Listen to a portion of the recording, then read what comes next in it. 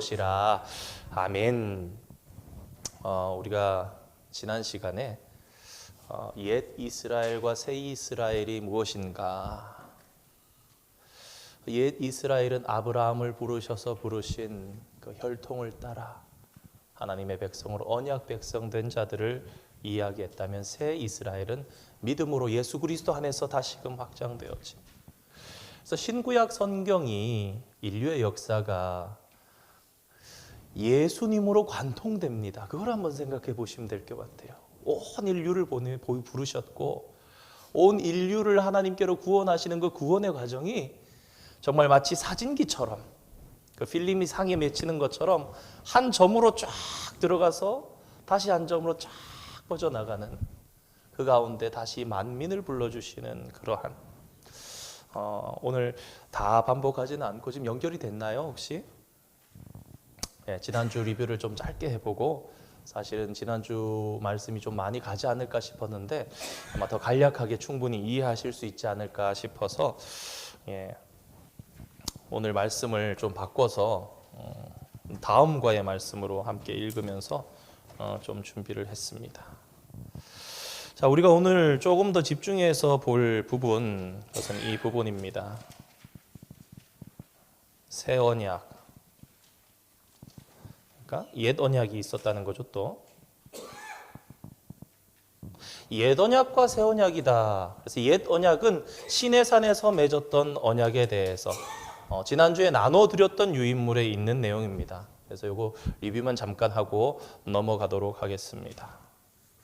자, 우리가 시내산에서 이러한 모양 1, 2, 3, 4, 5, 6 되어 있던 거, 특히 3번 부분에는 십계명의 두 돌판처럼 이렇게 생겨 있는 모습이 있었고 4, 5, 6 그랬습니다. 사실은 배울 때는 그 간략하게 지나갔는데 지난주에 리뷰했습니다. 그래서 전문, 역사적 서술. 그래서 1번은 나는 너희 하나님 여호와다. 2번은 역사적 서술, 나는 너를 애굽 땅 종되었던 집에서 인도하여 낸 내 하나님 여호와라. 그래서 이 1번과 2번이 무엇이냐?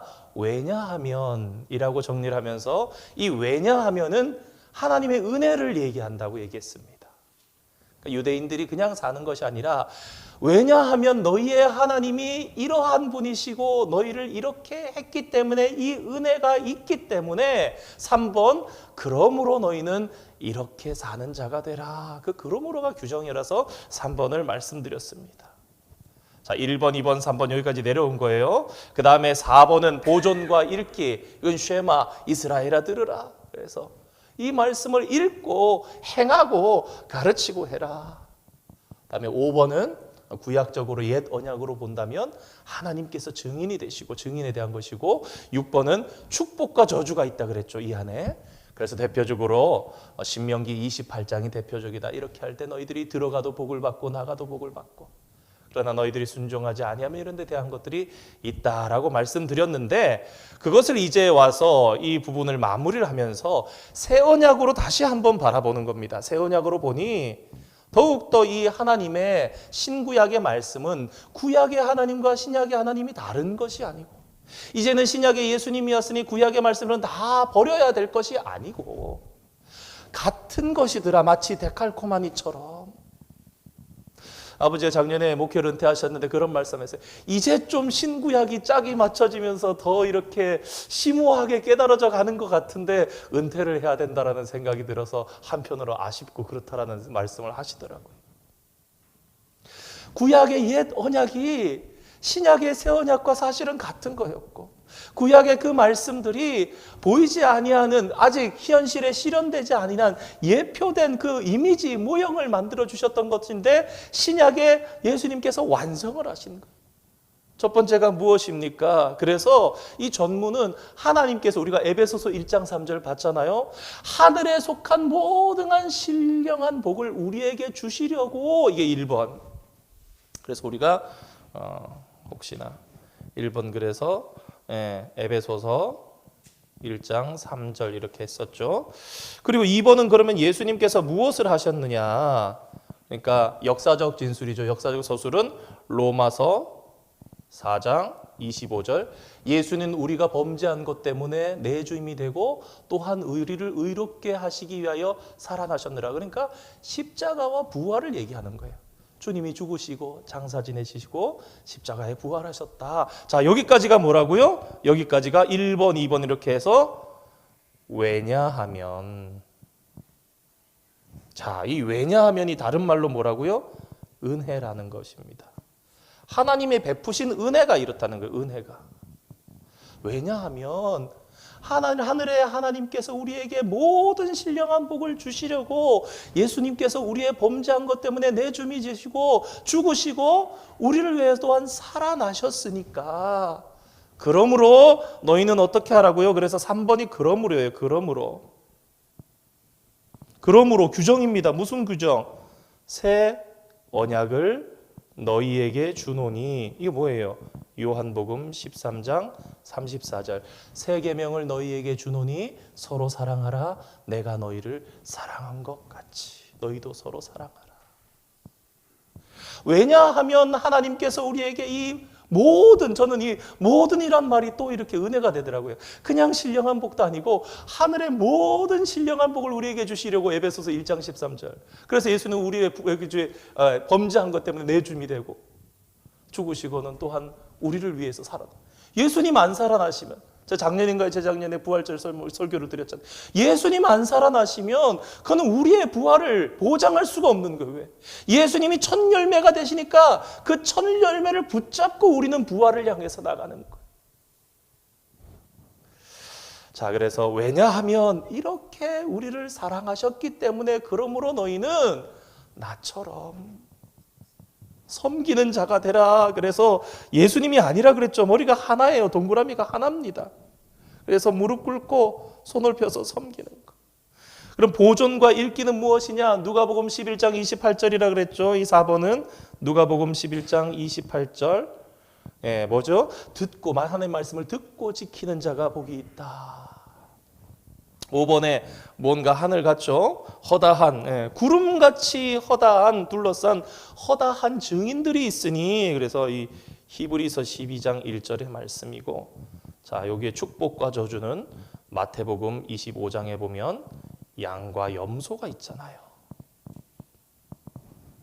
하나님, 우리가 섬기는 삶, 예수님처럼 삶을 살고 주님 앞에 서면은 그때에 축복이 있겠고 저주, 오른편과 왼편을 가르치겠다고 말씀하신 거예요.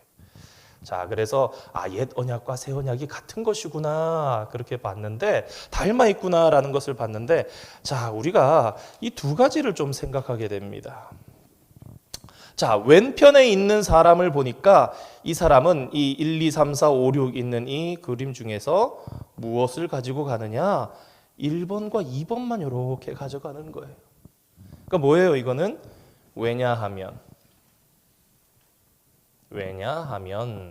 뭐라고요? 은혜. 그런데 옆에 딱 보니까 이 사람은 뭐예요? 3번만 이렇게 붙잡고 있죠. 이건 뭐예요? 그러므로 이렇게 살아라. 이거 뭡니까? 이거는 행위죠, 행위. 이렇게 살아라. 자, 우리가 그리스도인들이 이런 모습이 있습니다. 은혜만 붙잡고 사는 사람들이 있는 거예요. 무슨 얘기야? 은혜가 중요하지. 무슨 소리야? 그래도 우리가 주님의 말씀에 순종해야지. 순종하는 삶을 살아야지. 자, 그래서 올바른 신앙생활은 뭐라 그랬습니까? 이 은혜와, 그러니까 믿음과 행위는 동전의 양면 같아서 하나여야 된다. 우리가 은혜만 붙잡고 살면은 정말 요새 뭐 그런 얘기도 하지 않습니까? 값싼 은혜를 붙잡고 살아간다. 은혜가 값싼 것은 아니지만 정말 그리스도인들이 깊이 있기보다, 정말 고난도 주님과 함께 받으려고 보다 듣기 싫은 소리는 듣기 싫고 축복하는 말만 들으면서 그래 오늘도 은혜를 붙잡아야지, 오늘도 은혜를 붙잡아야지, 그래 살 수 있다. 또 한편으로는 반대로 내가 해야지, 내가 무언가를 해야지, 내가 주님을 위해 무언가를 해야지, 은혜는 제쳐두고.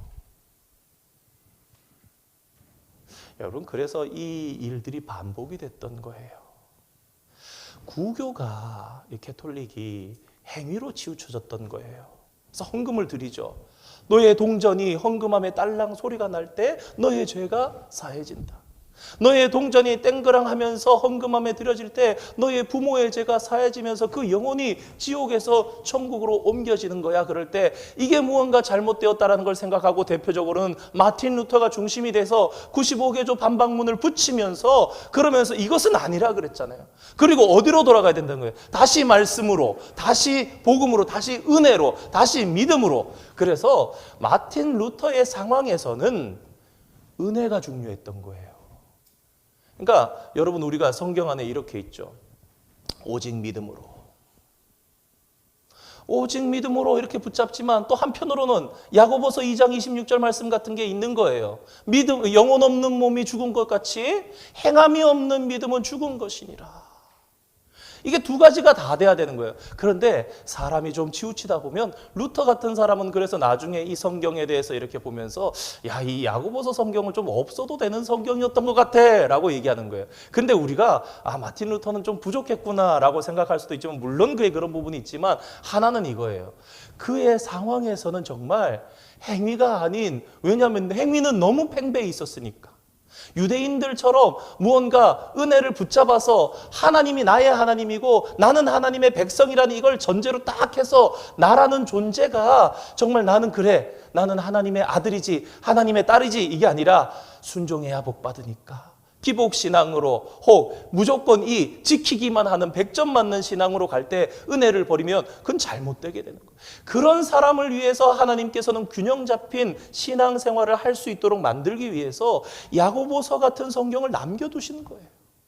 그러나 또 반대로 해서 이것만 행위만을 강조하다 보면 안 되니까, 그래서 우리가 로마서 말씀처럼 하박국의 말씀처럼 이렇게 해서 우리가 믿음을 붙잡고 믿음으로 은혜로 구원을 얻었다라고. 그래서 이 그림의 결론은 무엇이라 그랬죠? 조화를 이루어야 한다. 네, 이렇게 말씀드렸었습니다. 그리고 이제 마지막 그림을 남겨놓고 이제 지난주에 다 진행을 못했는데, 좀 이 5번째 그림은 이제 좀 비슷합니다. 자, 시대를 이렇게 좀 제가 뒤집어서 이렇게 보겠습니다. 여러분들은 유인물이니까 지난주 없으신 분들도 앞에 보셔도 되겠습니다. 자, 여기 보시면은 중간에 밑에 쭉에 이렇게 그림이 쭉 이렇게 까만 선이 이렇게 지나가죠. 여기가 창세부터 해서 태초부터 해서 현재까지 이렇게 가고 있다고 보시면 되겠어요. 자, 우리가 지난번에 봤던 것처럼 요 3가지가 이렇게 있죠. 이게 뭐죠? 구약의 3대 언약이죠. 자, 첫 번째는 하나님께서 아브라함에게 약속하셨던 무조건 내가 축복하겠다. 땅과 자손과 내 후손들을 통해서 세계 모든 민족들이 복을 받게 하겠다. 두 번째는 하나님께서 시내산에서 약속을 맺으신, 이것은 행위 언약이죠. 순종해야 되고 이런 부분인데, 이 수평적인 횡적인 언약을 맺으면서 시내산 언약이 있었다. 그리고 요 3번째는 다시 은혜 언약으로 하나님께서 다윗에게 그 왕가를 축복하시고 내 집을 세우겠다, 그렇게 하셨어요. 그래서 구약의 이스라엘의 역사를 보면은 위에 그림으로 이제 가로가 좀 더 쉬우니까, 자, 처음에 태초에 천지를 창조하시고 아브라함으로 귀결되고, 그 다음에 족장 시대를 지나면서 출애굽해서 국가를 만들고 백성 자손 사사들과 지파 동맹을 하면서, 자, 이제 다윗 때에 이러면서 왕들과 왕국이 세워지게 됩니다. 자, 이 왕들의 역사가 될 때에 기억나시죠? 선지자들이 나왔지요. 자, 선지자들이 이 역사 속에 얘기하는 거예요. 너희들 지금 잘못 살고 있어.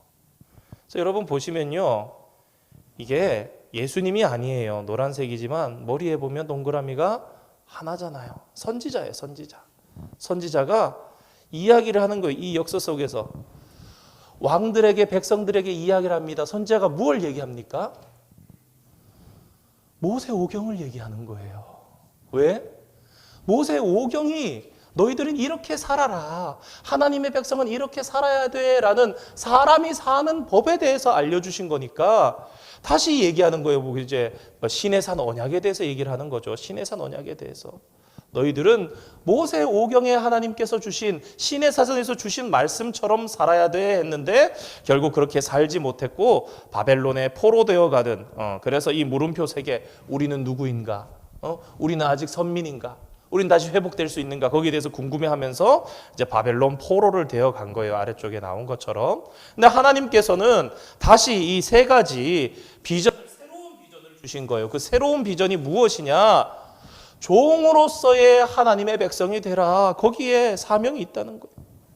여러분 이런 말씀 들어봤죠? 이방의 빛이 되라. 이방의 빛으로 너희들이 살아가라.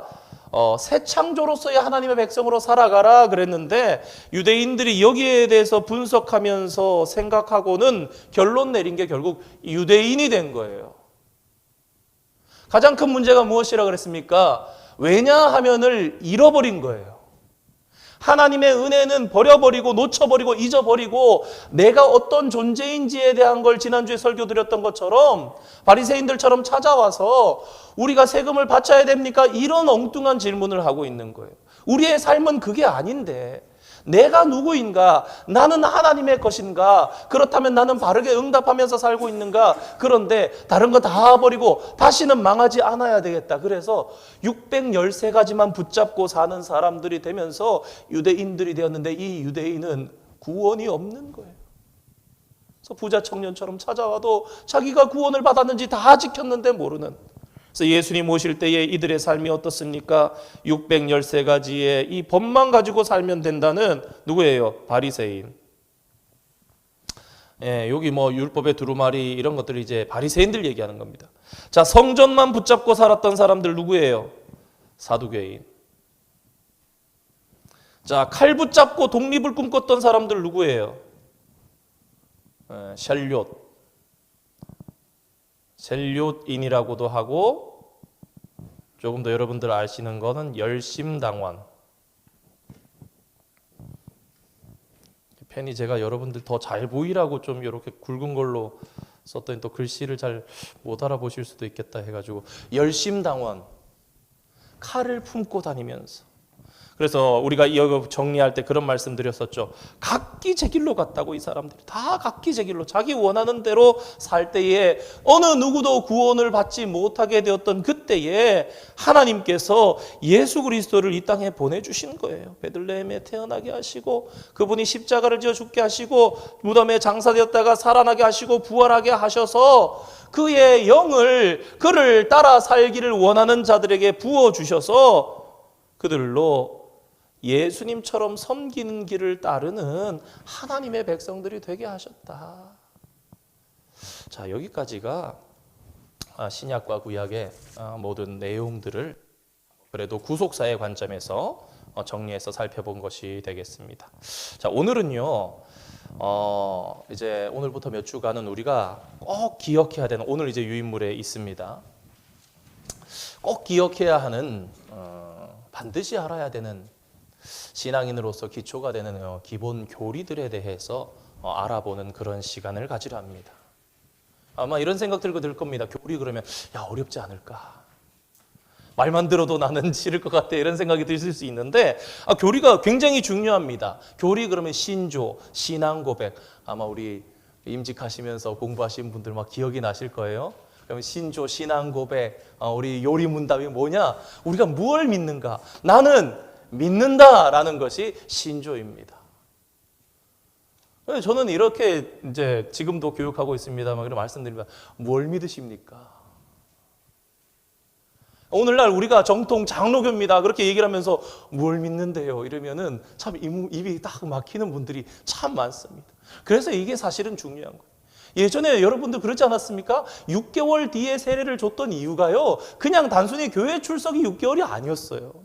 새신자가 오면요, 새신자 성경 공부를 하는 거예요. 새신자 성경 공부를 하면서 그렇게 다 하는 거예요. 하나님은 누구신가? 인간은 누구인가? 죄는 무엇인가? 구원은 무엇인가? 성령은 누구이신가? 예수 그리스도는 누구이신가? 세례는 무엇인가? 교회란 무엇인가? 성찬은 무엇인가? 이런 거를 공부하면서 아, 우리가 믿는 것은 이것이구나라는 거예요. 단순하게 그냥 난 하나님 믿습니다. 단순하게 그냥 나 교회 다니는데요 그러면서 뭘 믿는지 모르는데 참 용기 있는 분들이 계세요. 우리 솔즈베리 한인 장로교회가 PCUSA에 소속되어서 미국 장로교회에 있는데 미국 장로교회가 무엇을 믿는지를 모르면서 믿음으로 같이 막 다니시는 건지. 여러분 이거 너무 중요한 거예요. 교리가 왜 생겼느냐? 사람들이 로마가 교회가 국교가 기독교를 생기고부터 무엇을 믿는지를 알아야 되기 때문에 교육을 위해서도 생겨났고요. 신앙이 일치해야 되니까. 그리고 또 하나는 세상 사람들을 향해서 우리가 누구인지를 알려주기 위해서, 우리가 무엇을 믿는지 알게 하기 위해서, 정체성을 위해서 그래서 만든 것입니다. 그러니까 이 교리에 우리가 동조하지 않고 동의가 안 된다면 농담입니다. 어떤 분은 내가 잘못 왔네. 이거 아닌데 이러면은 여러분 그러면 교파가 달라지는 거예요. 아, 장로교회 교리는 이런 거구나. 그러면 나는 장로교회는 내가 동의가 안 되는데 이런 부분? 그러면 감리교라든가 다른 거 심각하면 어떻게 되느냐? 여러분 심하면 이단 되는 겁니다. 교리가 나랑 많이 다른데 내가 믿는 게 이단이 되면 안 되겠죠. 그러기 위해서라도 사실은 교리에 대해서 필요한 것입니다. 오늘날 우리가 전통교회라 하면서 교회 다니는데 내가 무엇을 믿는지 모르는 부끄러운 모습들이 사실 좀 많이 있는 것 같습니다. 그래서 이 시간들을 통해서 우리의 신앙이 바르고 깊어질 수 있는, 다시 점검될 수 있는 그런 기회가 되기를 원합니다. 오늘은 그래서 무엇을 말씀하고 함께 배워볼까? 그래서 세례란 무엇인가? 세례에 대해서 우리가 배워볼 텐데 이 세례를 출애굽이라는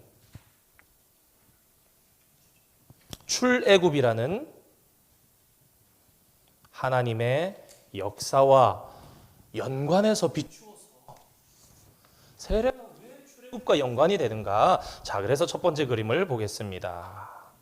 자, 저는 첫 번째 그림에다가 이렇게 제목을 붙여봤으면 좋겠습니다. 거기 너 있었는가? 자, 거기 너 있었는가?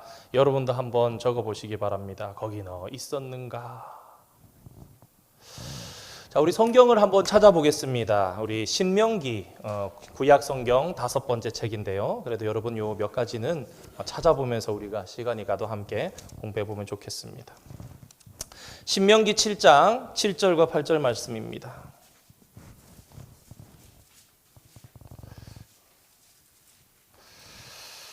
자, 신명기 7장 7절 8절 말씀 페이지 272면에 기록되어 있습니다. 함께 읽어볼까요? 시작. 여호와께서 너희를 기뻐하시고 너희를 택하심은 너희가 다른 민족보다 수요가 많기 때문이 아니니라. 너희는 오히려 여호와께서 다만 너희를 사랑하심으로 말미암아 또는 너희의 조상들에게 하신 맹세를 지키려 하심으로 말미암아 자기의 권능의 손으로 너희를 인도하여 내시되 너희를 그 종되었던 집에서 애굽 왕 바로의 손에서 속량하셨나니. 아멘.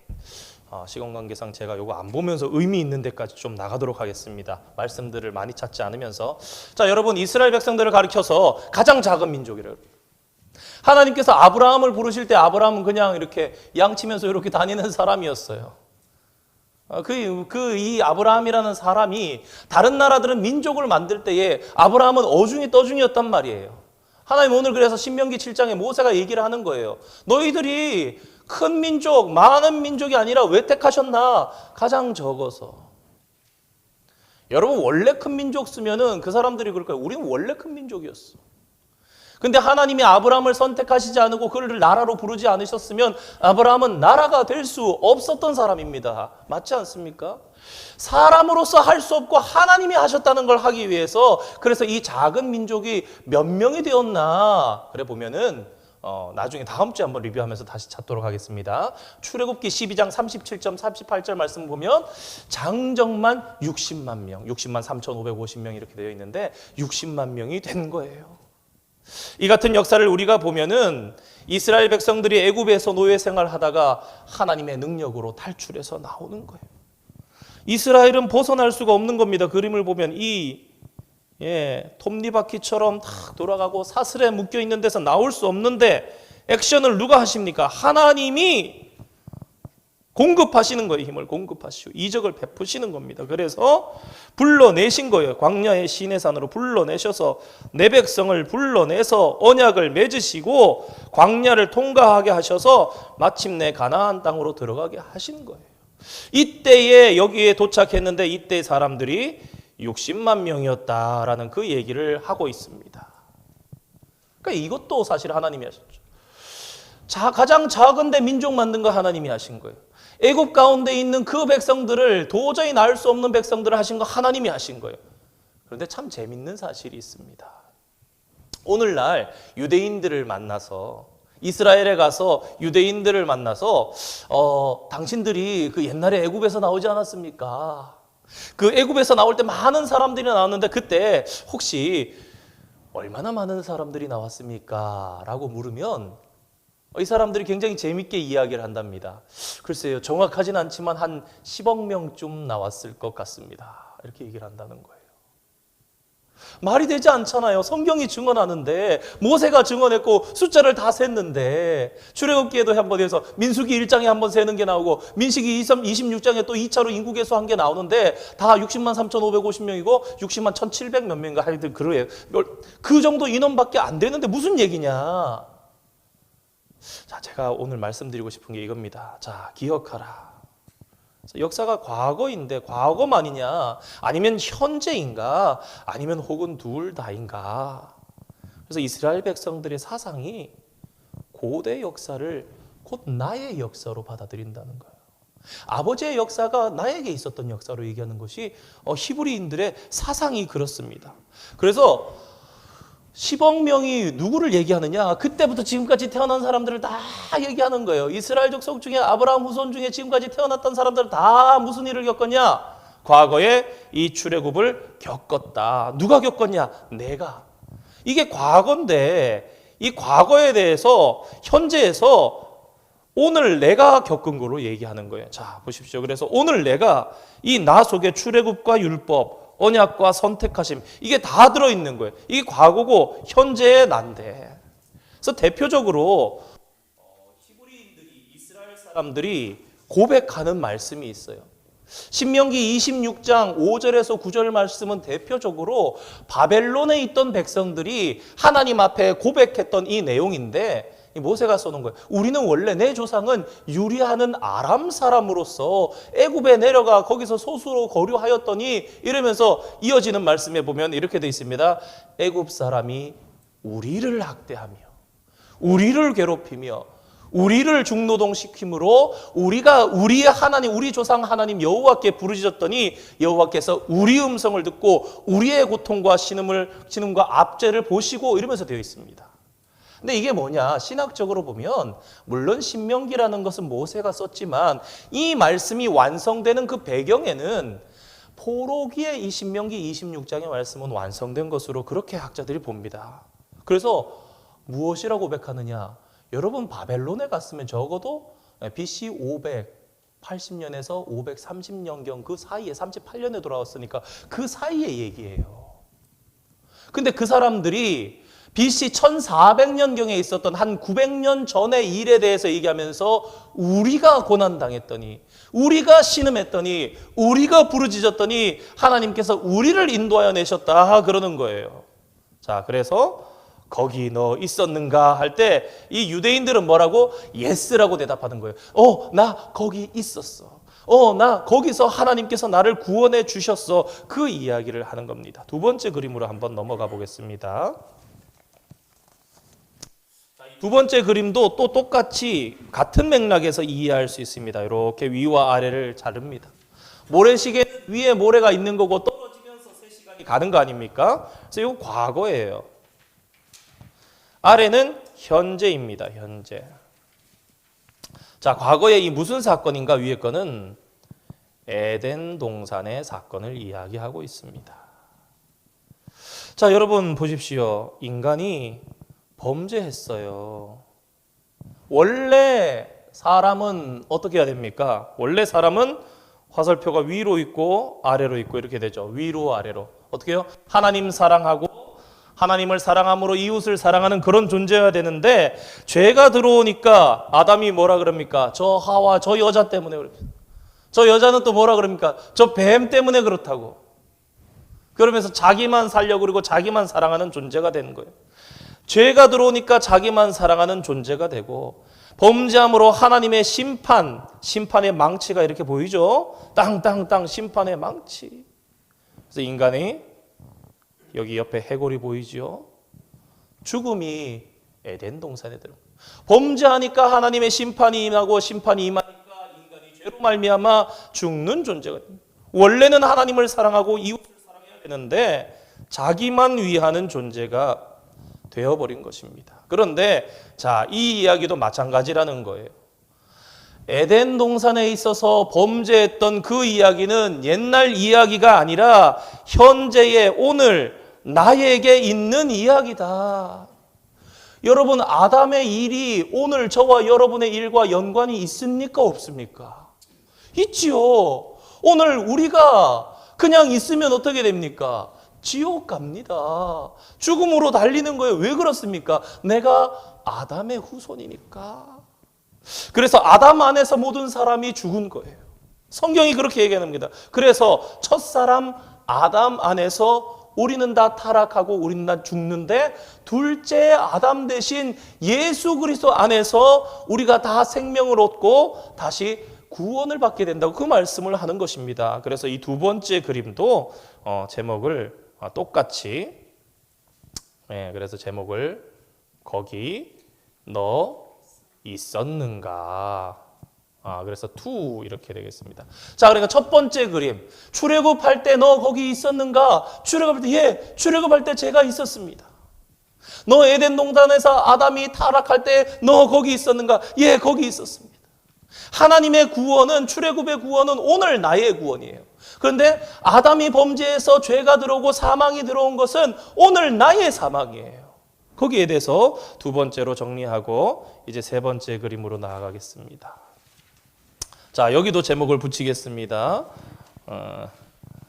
똑같이 거기 너 있었는가? 세 번째입니다.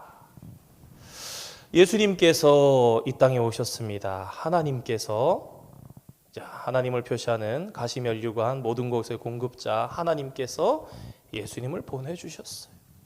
예수님께서 이 땅에 오셔서 왕관을 쓰셔서 왕이신데 섬기시는 왕으로 무릎 꿇고 손으로 섬기는 삶을 사시고 섬기는 종으로 사시다가 십자가 위에서 죽으시고 무덤에 장사되셨다가 부활하셔서 승리의 주가 되셨습니다. 부활의 열매가 되셨습니다. 자, 이게 마찬가지로 똑같이 우리가 모래시계를 절반을 딱 잘라서 보면 과거예요. 2000년 전에 있었던 일이고 이 현재란 말입니다. 자, 그러나 우리가 아주 중요한 그림이 있습니다. 이 그리스도인을 얘기하는 거잖아요. 어떻게 그리스도인이 되는가? 여러분 뭐 같이 보입니까? 중요해서 제가 조금 이야기를 하는 겁니다. 여러분 이게 물방울 같이 하나 보이죠, 그죠? 그리고 또 하나 뭐죠? 새 같은 게 보이죠? 여러분 비둘기는 뭡니까? 뭘 상징합니까? 성령을 상징하죠. 여러분 물과 성령으로 세례를 받는 걸 얘기하는 거예요.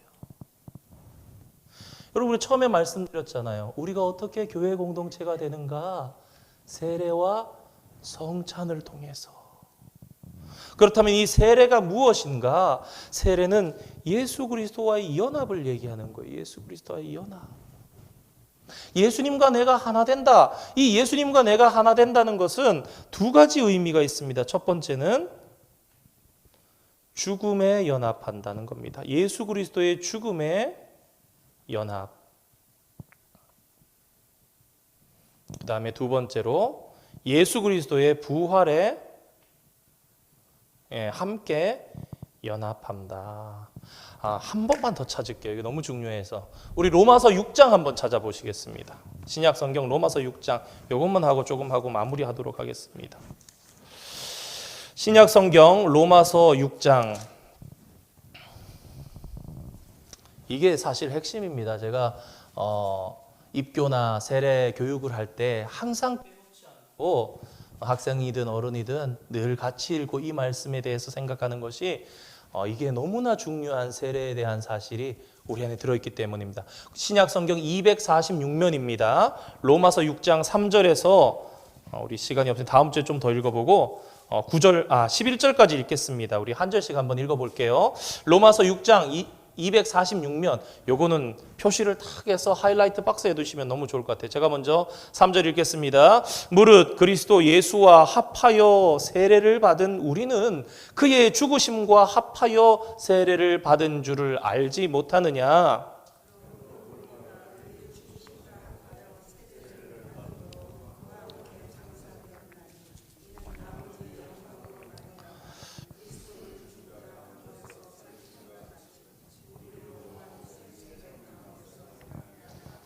만일 우리가 그의 죽으심과 같은 모양으로 연합한 자가 되었으면 또한 그의 부활과 같은 모양으로 연합한 자도 되리라.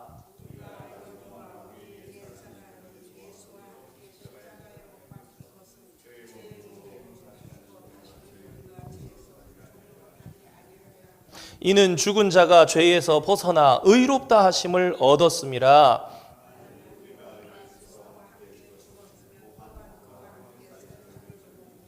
이는 그리스도께서 죽은 자 가운데서 살아나셨음에 다시 죽지 아니하시고 사망이 다시 그를 주장하지 못할 줄을 알미로라.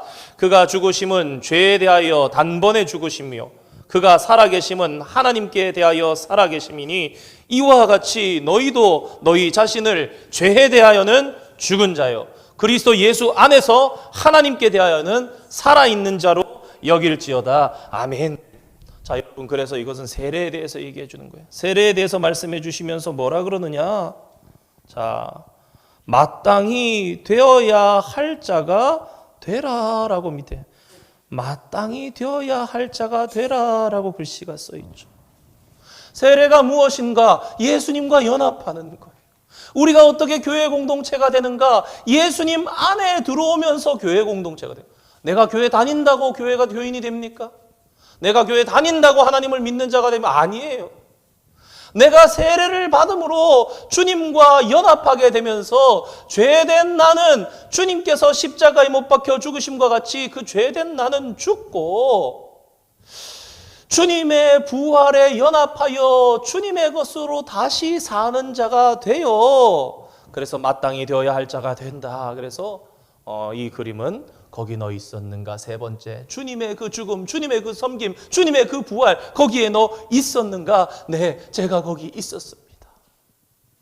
아담이 범죄함으로 그 범죄가 되었을 때 그게 내가 있었던 거고, 주님께서 구속해 주심으로 우리를 이렇게 구원해 주셨을 때 내가 출애굽의 그 현장에 있었던 것이고, 예수님께서 이 땅에 오셔서 섬겨 주셨을 때에 그것 때문에 우리가 죽었고, 그 죄 때문에 우리가 죽었으니 죄된 나는 죽고 주님의 의로 살아서 예수 그리스도와 연합하여 산다. 그래서 인간은 두 번 출생하는 거예요. 우리 기독교의 이 진리, 리본이라고 그러죠. 거듭남 무엇입니까? 첫 번째 출생은 이제 병원에서 집에서 출산해서 응해야 할 때 첫 번째 출산이라는 거예요. 두 번째 출생은 무슨 출생이냐? 그리스도 안에서 나는 것, 영원한 생명으로 거듭나는 것. 그래서 그리스도의 무덤에 나도 있고 그리스도 부활에 나도 있는 것. 우리가 이 사순절에 그런 찬양 하잖아요. 주님이 결박당하실 때 나의 마음 괴로웠고. 그래서 막 찬양하다 후반에 보면 이제 가사가 그러잖아요. 그러기에 그의 부활도 내 부활이네.